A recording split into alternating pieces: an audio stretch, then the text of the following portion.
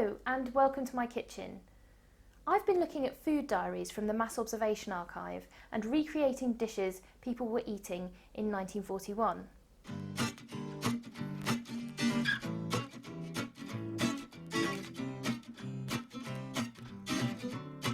This time I'm going to have a look at a recipe from a really detailed food diary, that of Mr. F. Milner. He's working in civil engineering as a draftsman, and as you might expect for someone making technical drawings, he sets out his menus very clearly and his handwriting is beautiful. Mr. Milner's entire year of food diaries have survived in the archive. There's a rather sweet moment when he says his favourite meal is tea at the weekend, as it's a nice homely affair with his wife and child. His menus are interesting because you can see that we're generally following his eating habits, which are usually different from his wife's. Sometimes for lunch it's sandwiches from home, or he says he's having a meal at a cafe or a restaurant, even name-dropping the famous Lyons Corner House chain, which graced many a British high street during the war. The Ministry of Food encouraged people to eat meals outside the home when they could, in work canteens or cafes, for example, where people could be fed collectively and efficiently. A scheme of so-called British restaurants were set up by the Ministry of Food in church halls and working men's clubs to try and make cheap, healthy and nutritious meals available to city workers. Even though enterprises like the British restaurants aimed to make eating out more accessible, the more well-off obviously had more choices. The wealthy could in some ways buy themselves out of rationing if they could find a restaurant that had been able to find luxury food or something exotic. Going to a cafe or restaurant also wasn't so much of an option for people whose work kept them at home, like Mrs Milner. She's a housewife, looking after the Milners' 4-year-old child. In June 1941, she keeps her own record of the food eaten by the two of them at home, and Mr Milner records this separately from his own food diary.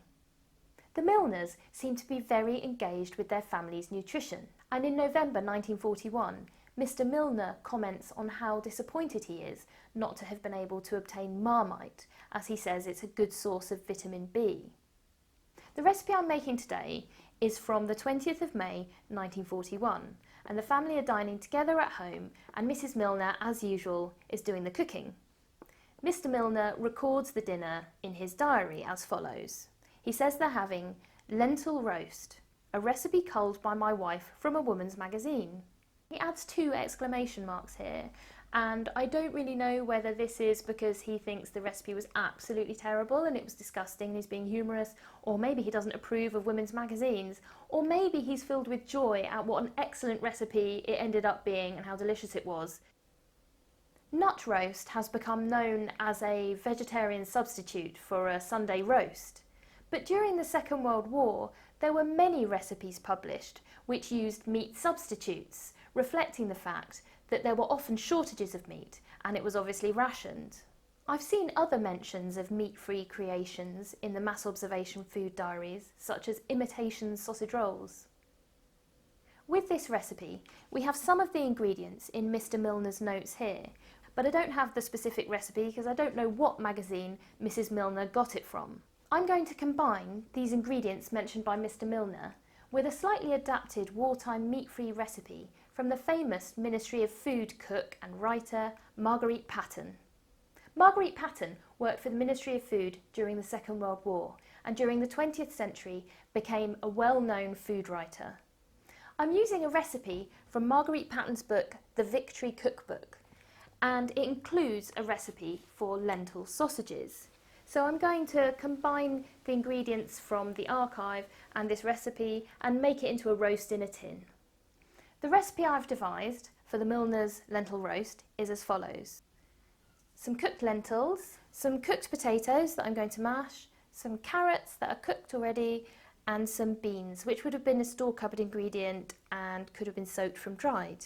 And Mr Milner also mentions it contains herbs, so I've got sage and parsley, which are both readily available English herbs. So this all just needs to be mashed up together in a bowl. I'm going to stir in the lentils, which I've already cooked in water.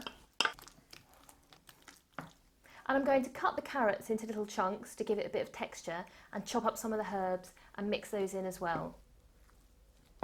I'm also going to season this pretty generously with salt and pepper because otherwise I think it could be quite bland.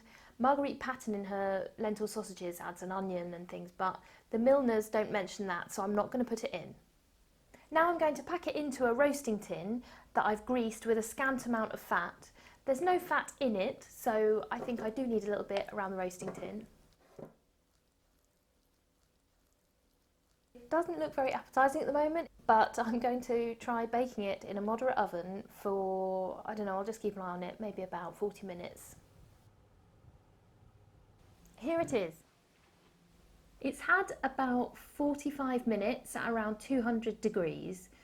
I turned the oven a little bit up at the end to make it a little bit browner, so it looked a bit more roasty. I'm serving it with some spring greens, as Mr Milner mentions that's what they have on the side when the Milners eat it for dinner. And I'm also having a little bit of gravy, which the Milners don't mention, but I think it's the kind of thing that you'd have with a roast.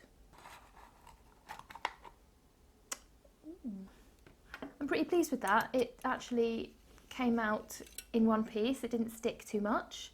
Bit of gravy. Let's dig in.